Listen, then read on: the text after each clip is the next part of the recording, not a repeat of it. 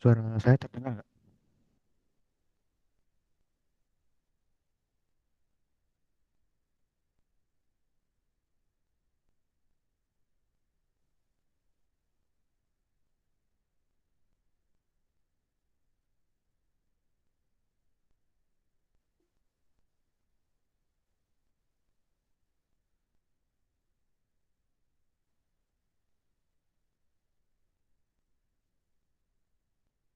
Halo, Assalamualaikum.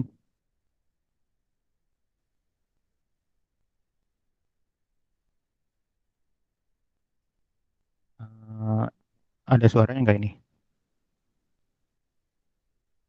Ada, Pak. Ada. Ada, Pak. Ya,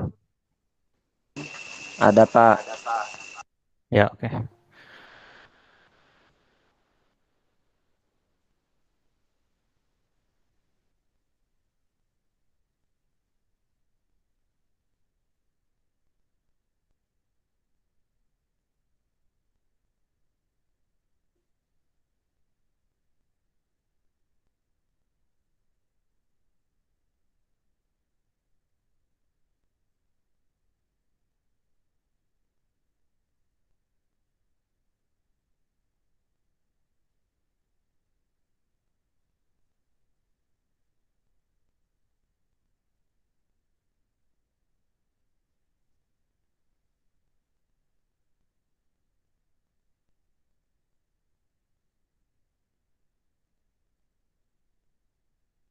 Ya, Assalamualaikum warahmatullahi wabarakatuh.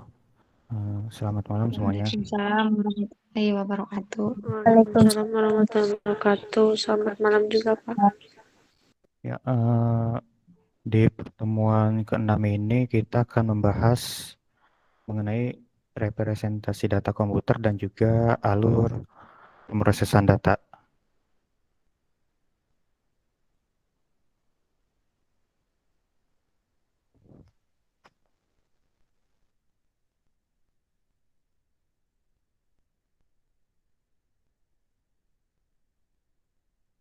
Di sini representasi data komputer itu yang pertama itu ada data. Data ini sesuatu yang belum mempunyai arti bagi penerimanya dan juga masih memerlukan adanya suatu pengolahan dari input, proses hingga menjadi output. Data ini bisa berwujud dari suatu keadaan, gambar, suara, huruf, teks, angka, matematika, bahasa maupun simbol-simbol lainnya yang bisa kita gunakan sebagai bahan untuk melihat lingkungan, objek maupun kejadian ataupun dari suatu konsep yang terjadi. Representasi data yaitu lambang untuk memberikan tanda bilangan biner yang telah diperjanjikan, yakni 0 untuk bilangan positif dan juga plus untuk bilangan negatif atau minus, yaitu 1. Pada bilangan n bit atau sekian, jika susunannya dilengkapi dengan bit, maka diperlukan register dengan panjang n plus 1 bit. Dalam hal ini, n bit atau n sekian digunakan untuk menyimpan bilangan biner itu sendiri, dan juga 1 bit untuk tandanya. Pada representasi bilangan biner yang dilengkapi dengan tanda bilangan, bit tanda ditempatkan pada posisi paling kiri.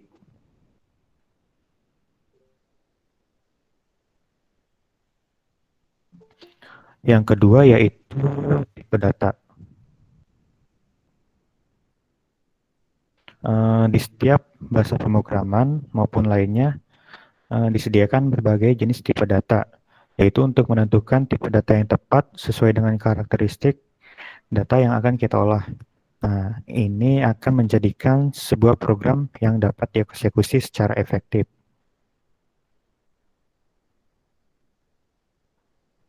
Tipe data yang dimaksud itu ada beberapa contohnya, yaitu teks, angka, yaitu berupa integer, varchar, ya, kemudian varchar itu termasuk dalam kategori teks dan juga angka yang digabungkan ataupun string.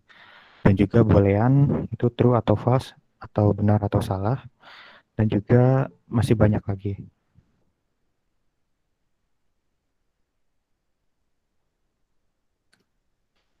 Kemudian di sini ada beberapa jenis-jenis tipe data. Yang pertama itu integer. Di sini integer yaitu data yang numerik yang tidak mengandung pecahan dan disajikan dalam memori komputer sebagai angka bulat yang mengacu pada objek data dengan range minus 32.768 sampai dengan 32.767. Ini yang positifnya. Nah, operasi yang dapat dilaksanakan yaitu ada penjumlahan, pengurangan, perkalian, pembagian, dan juga pemangkatan. Kemudian operasi integer itu juga disebut sebagai operasi biner atau arithmetic operator, yaitu operasi yang bekerja terhadap dua integer atau operand. Sedangkan operator yang mempunyai satu operand disebut unary, negasi, atau not. Selain itu juga ada operasi tambahan yang disediakan oleh bahasa pemrograman tertentu, yaitu yang pertama ada mod. Ini itu sisa hasil pembagian bilangan. Misalnya 10 dibagi 3. Nah, itu ada sisanya 1. Nah, itu bisa disebut sebagai mod. Kemudian div yaitu hasil pembagian bilangan. Nah, kemudian ada ABS yang mempositifkan bilangan negatif. Misalnya jika hasil perhitungan terdapat hasil yang negatif, kita bisa menambahkan fungsi ABS pada perhitungannya.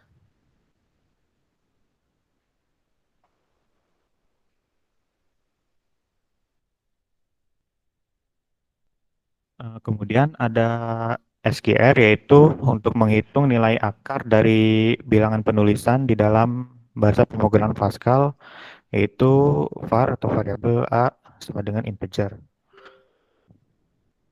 Kemudian ini bilangan real atau representasi tipe data real.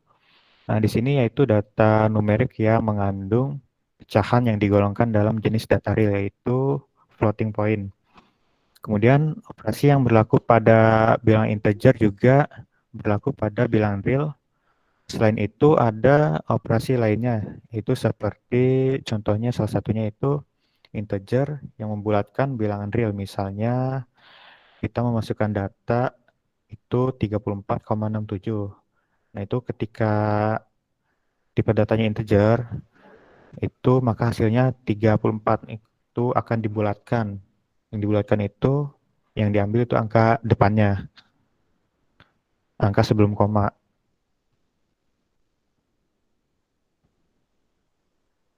Kemudian yang ketiga ini ada boolean.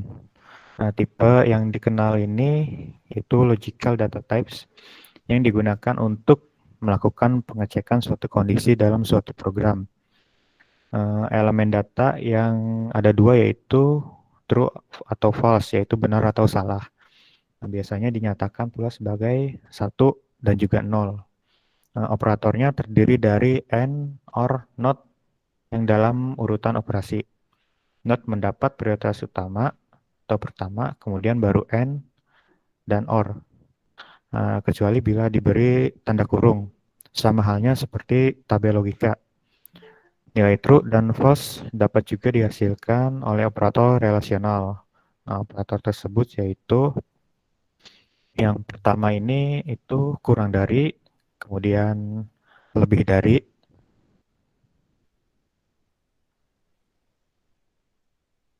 dan juga ini kurang dari sama dengan atau lebih dari sama dengan, selanjutnya sama dengan, ini antara ya kalau yang ini, kemudian sama dengan. Nah, misalnya ini 6 kurang dari 12 atau 6 lebih kecil dari 12, apakah benar? Kalau sesuai hasilnya maka true. Nah, kemudian kalau ini A dan juga di antara A ini atau between, nah ini tidak sama nih hasilnya, maka false.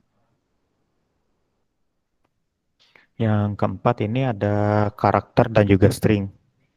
Tipe karakter yang mempunyai elemen sebagai berikut, yaitu 0, 1, 2, 3 itu angka, kemudian A, B, C sampai Z itu huruf, itu gabungan angka, huruf, dan juga simbol-simbol, itu termasuk ke dalam tipe data string atau karakter.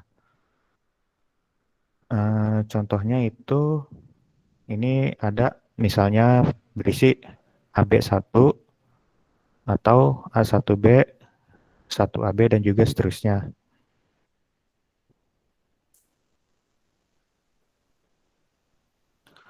Kemudian yang secara umum itu suatu string atau S dinyatakan S itu A1, A2, A3 sampai ada N. Nah, kemudian panjang dari string ini dilambangkan S atau N atau length ini S sama dengan N yang dimana N ini itu mempunyai banyak karakter pembentuk string. Untuk string 0 itu dinyatakan sebagai 0 dan untuk blank spasi itu dinyatakan sebagai 1. Nah, ini dalam hitungan kalkulasi representasi bilangan biner.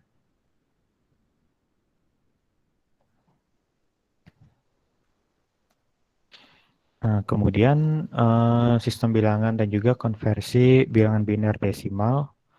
Nah, di sini sistem bilangan biner yang merupakan sistem bilangan berbasis 2, yaitu terdiri antara 0 dan 1. Angka yang dikenal itu dengan istilah logika digital. Kemudian setiap digit dalam sistem bilangan biner disebut bit atau binary digit.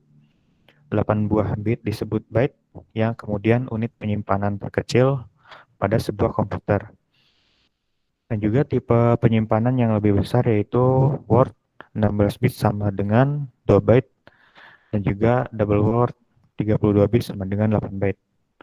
Nah, sistem bilangan heksadesimal yang merupakan sistem bilangan berbasis 16 dengan angka yaitu 0 sampai 9, kemudian huruf A sampai E dan juga F. Nah, bilangan heksadesimal yang banyak dimanfaatkan pada pemrograman assembly, yaitu pokok bahasa pemrograman assembly yang dibahas pada pertemuan selanjutnya. Ini assembly itu biasa disebut itu bahasa pemrograman untuk mesin.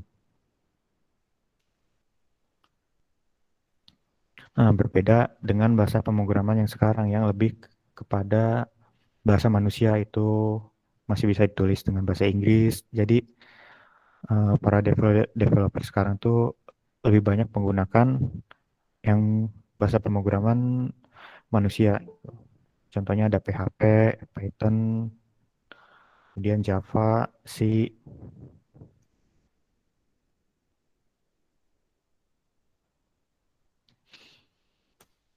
Nah, selanjutnya di sini eh, adalah contoh konversi bilangan biner dan juga desimal atau dari bilangan desimal kepada bilangan biner.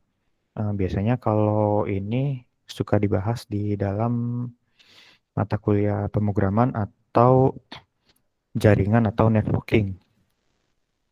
Nah, di sini contohnya jika bilangan desimalnya 20, nah maka bilangan binernya berapa? Nah, di sini kelipatan ya. Kelipatan dari 2 pangkat atau 2. Kalau misalnya di sini kita ambil kolom binernya dari 1, kemudian 2. Nah, kemudian 2 pangkat 1 berapa? 2. Kemudian di sini 2 pangkat 2 berapa? 4. Begitu selanjutnya dengan kelipatan. Nah, kemudian untuk kolom yang sebelum 64 ini itu seharusnya ada 2 pangkat 7. Itu 128. Dan juga seterusnya sampai angka terbesar yang ingin dikonversi. Nah, menghitungnya bagaimana? Misalnya ini 20. Nah, kita akan mencari di sini yang sesuai berapa. Misalnya 16 ditambah 8 sesuai enggak? Nah, ternyata tidak sesuai hasilnya. Nah, kalau 16 ditambah 4 sesuai, maka hasilnya 20. Nah, jadi yang benar itu di angka 16 dan juga 4. Nah, jadi bilang binernya itu 1, 0, 1, 0, 0. Nah, misalnya untuk angka 30 desimalnya, bilang binernya berapa? Nah, di sini 16 tambah 8 tambah 4 tambah 2. Kita hitung berapa? 16 tambah 8, 24. Kemudian 24 tambah 4, hasilnya 28 ditambah 2, 30. Nah, karena yang satu tidak tidak sesuai atau tidak memenuhi, nah maka ditulis 0 binernya. Kalau yang memenuhi ditulis 1. Seperti itu.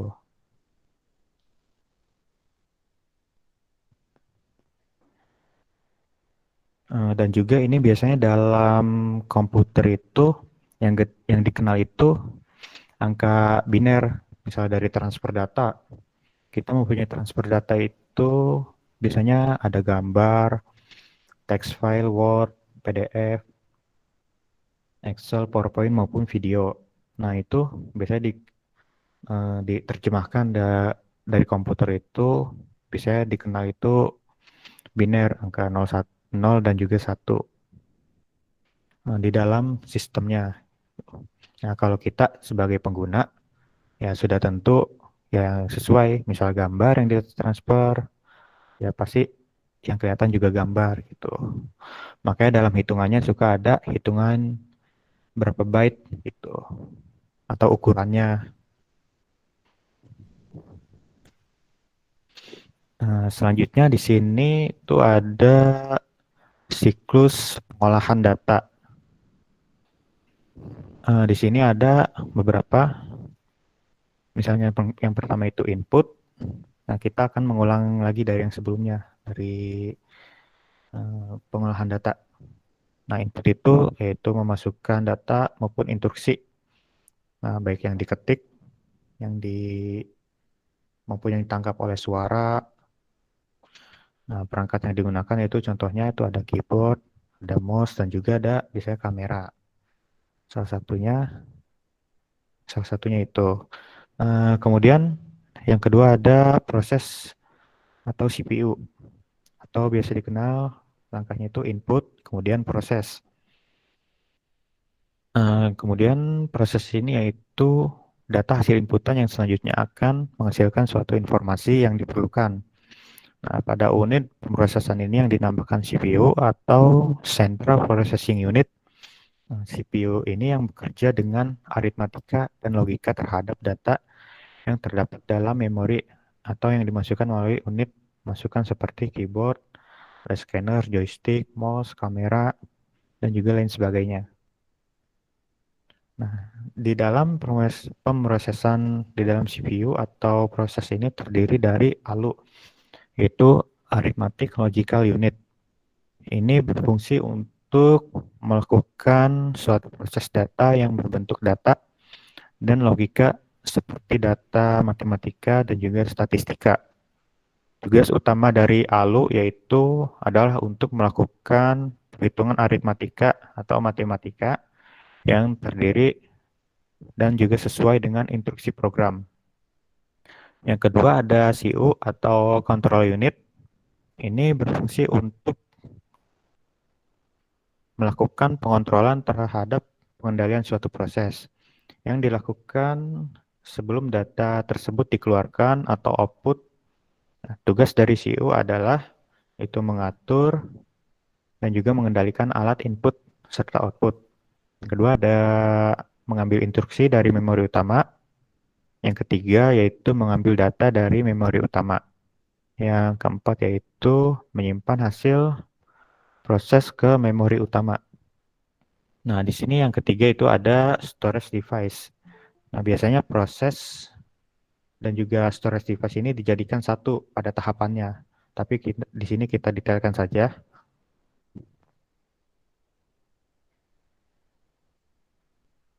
Ya, storage device ini yaitu mempunyai penyimpanan yang dibagi dua, yaitu internal dan juga eksternal. Internal ini yaitu memori yang secara langsung dapat diakses oleh prosesor secara langsung. Contohnya itu ada register. Ini merupakan jenis memori yang terdapat pada prosesor dan sebagai memori internal prosesor. Kemudian yang kedua ada cache memory. Ya, ini merupakan memori yang dapat meningkatkan kecepatan komputer yang dikatakan sebagai memori perantara atau penghubung.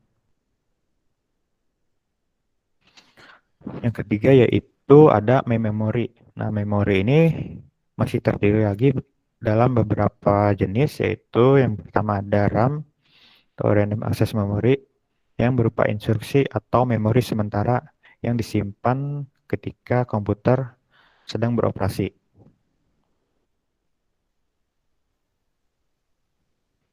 Kemudian ROM atau read-only memory yang berfungsi membantu proses kerja komputer bersifat permanen atau tetap. Nah, yang ketiga ini yaitu BIOS atau Basic Input Output System. Ini dilakukan pada saat melakukan proses booting.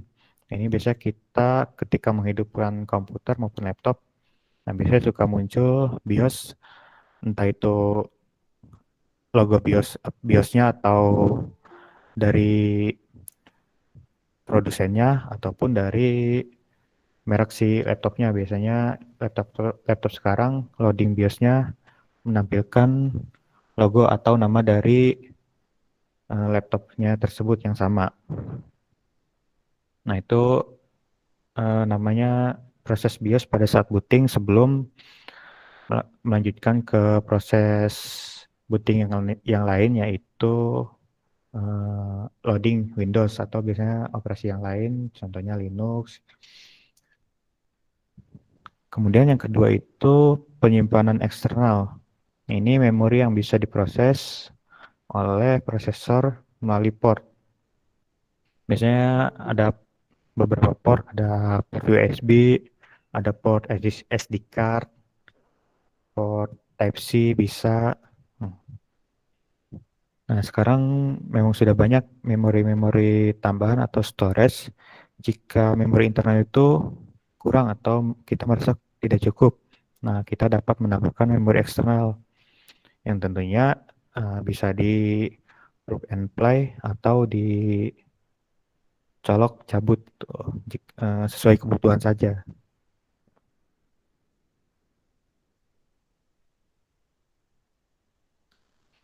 Selanjutnya yang keempat ini adalah output.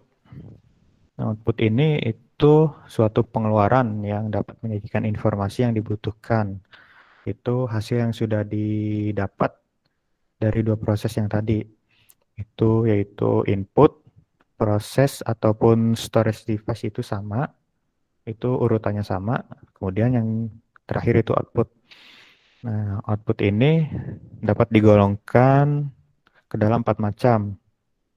Yaitu yang pertama tulisan, yaitu terdiri dari huruf, kata, angka, karakter khusus, dan juga simbol-simbol yang lain.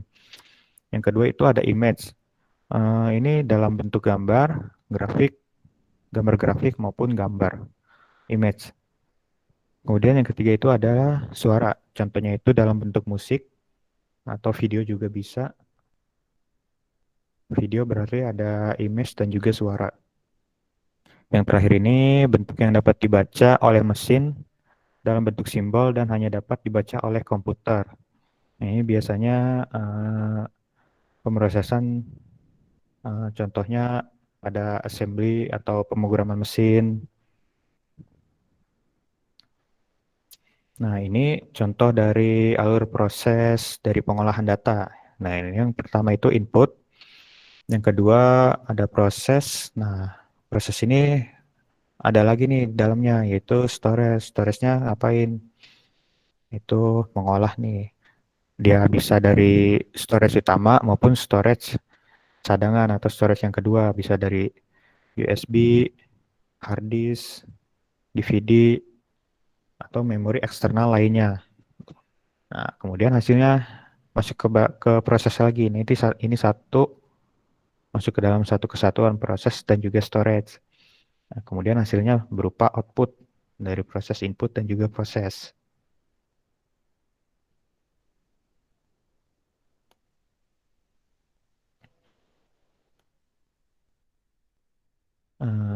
Sampai sini ada yang ingin ditanyakan?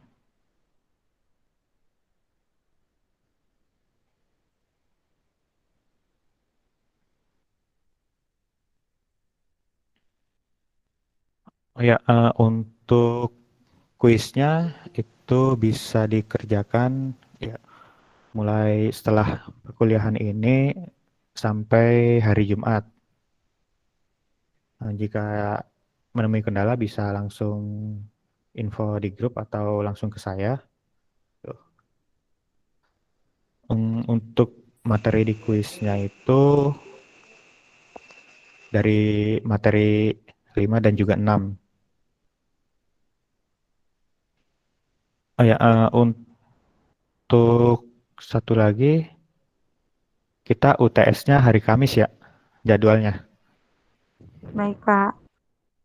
Ya, Siap. Siapa? Pak. ya. Seperti yang sudah saya infoin di grup, nah nanti Iya, Pak. Iya, Pak. Mohon maaf, Pak, izin bertanya.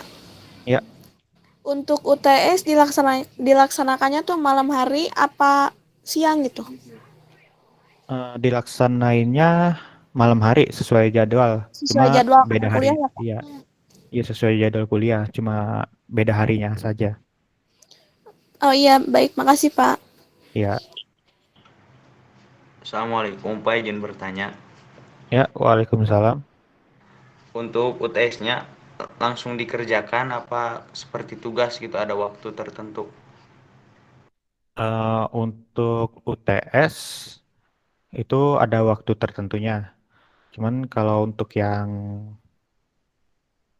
misalnya yang kerja shift 2 kan pasti tidak sesuai jadwal ya, atau bentrok jadwalnya dengan jadwal kuliah atau UTS. Nah, itu nanti saya khusus mata kuliah saya ada ini apa ketentuan tambahan tuh. Nanti akan saya infoin lagi menjelang UTS. Jadi akan saya sesuaikan dengan jadwal kalian, tapi untuk waktunya tetap di hari yang sama batasnya. Oh ya, Pak, terima kasih, Pak.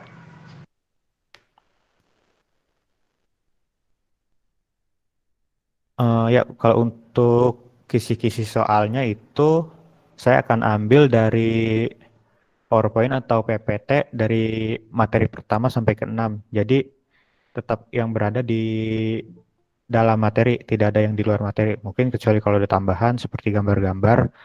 Nah, itu pasti tetap menyangkut ke dalam materi yang ada.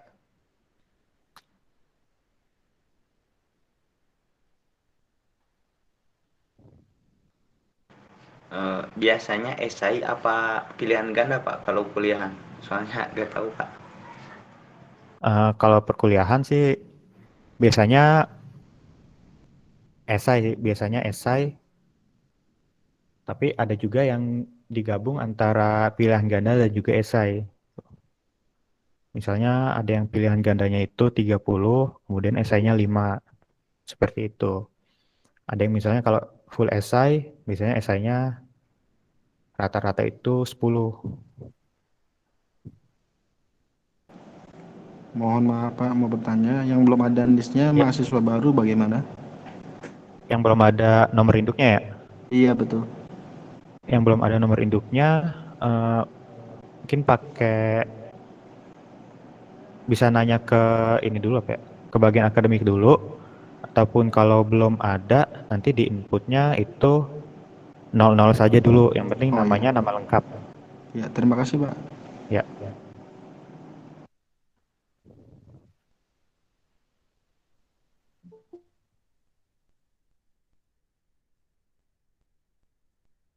ya silakan.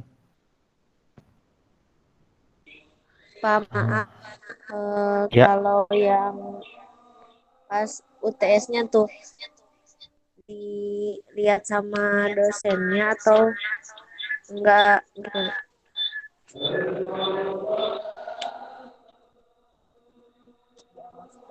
Enggak diawasi maksudnya gitu, Pak. oh ya. Paling nanti kita open video aja ya. Kalau untuk khusus UTS, kita open videonya. Sebentar. Oh iya, Pak. Terima kasih.